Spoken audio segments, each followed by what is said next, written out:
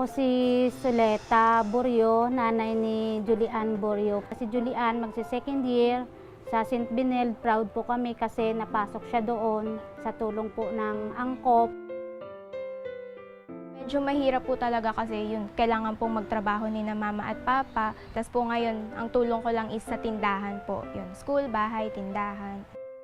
Sinabi po na angkop scholar po ako, talagang natuwa po ako. Parang biglang yung lungkot, sobrang lungkot, parang napalitan ng saya kasi nga po, answered prayer po talaga. Ang scholarship po ng angkop, syempre po, financially, nagbibigay po sila sa amin ng pera. So, meron po kaming transportation allowance, and then, binibigyan po nila kami ng school supplies. Malaking tulong po talaga yung maging scholar ka ng angkop.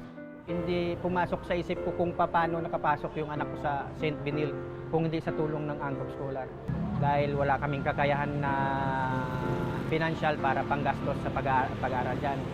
So, ang laking pasasalamat namin na isa siya sa nakuha sa Angkop Scholar. Simula po nung naging Angkop Scholar po ako, opo, sobrang parang mas nakilala ko po siya.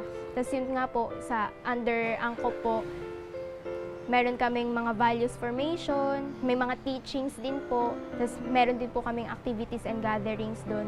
So, parang ang nangyayari po, habang tumatagal, lumalalim, nakikilala ko po siya lalo, and parang nangyayari po ngayon, siya na lang po talaga yung sandigan ko.